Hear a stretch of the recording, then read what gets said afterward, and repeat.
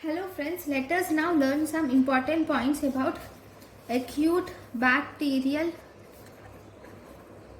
prostatitis. So what are you going to see in acute bacterial prostatitis? This acute bacterial prostatitis is actually the acute inflammation of prostate which is associated with urinary tract infection. The most common organism responsible for acute bacterial prostatitis is Escherichia coli. So if you see the clinical features of acute bacterial prostatitis, these include fever, chills and rigor. There occurs irritative symptoms. This will lead to formation of irritative symptoms. On digital rectal examination, you will see that the prostate is enlarged. On digital rectal examination, you will see that the prostate is enlarged, tender and boggy. Here in acute bacterial prostatitis, catheterization of the urethra and massaging of the prostate are contraindicated.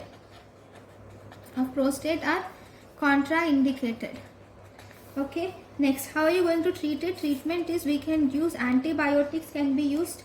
Antibiotics like we can use trimethoprim, sulfamethoxazole, and we can use ciprofloxacin. Trimethoprim, sulfamethoxazole and ciprofloxacin can be used.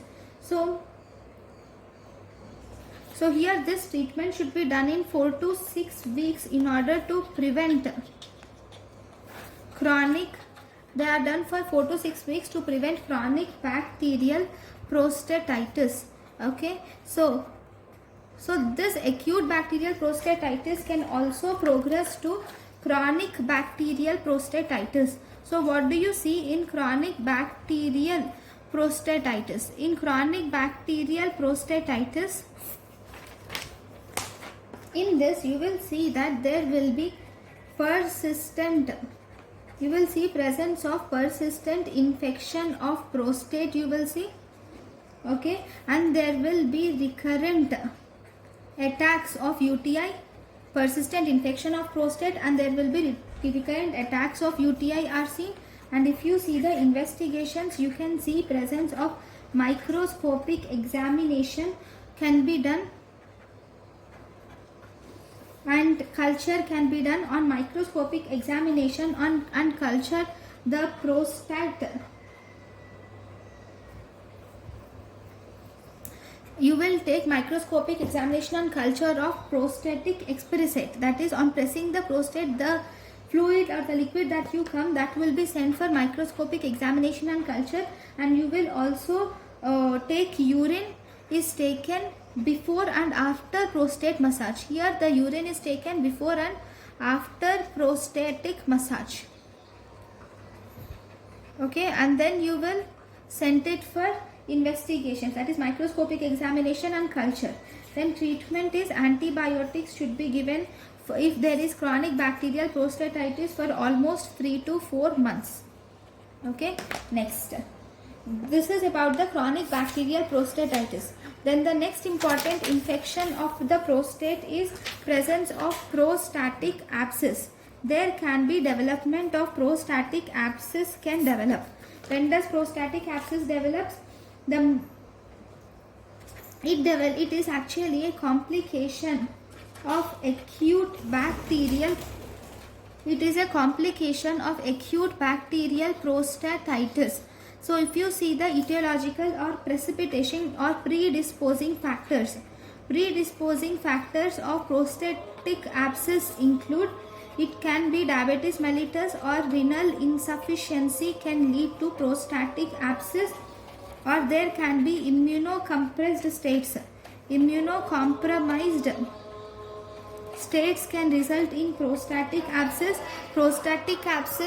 This prostatic abscess also occurs in chronic catheterization. It is seen in diabetes mellitus, renal insufficiency, immunocompromised states and chronic catheterization. You will see this prostatic abscess. Now, how are you going to diagnose the prostatic abscess? Diagnosis is you can put transurethral ultrasonography can be done, or pelvic CT can be done for diagnosis. Then treatment Treatment is because it is an abscess, you will have to drain the abscess, that is transurethral drainage of the abscess with antibiotics should be done. So this is about prostatic abscess. The last small topic of this of today's class is prostatic caliculi. What do you see in prostatic caliculi? Prostatic caliculi, you will see presence of calcified corpora amylaceae. You will see presence of calcified corpora amylaceae, which is mainly composed of calcium phosphate, and the location is, it is present in the peripheral region of the transitional zone. It is present in the peripheral region of transitional zone. So this prostate caliculi will occur in clusters. It occurs in clusters. This is actually asymptomatic. That is, if they are located in the peripheral location, then they are asymptomatic.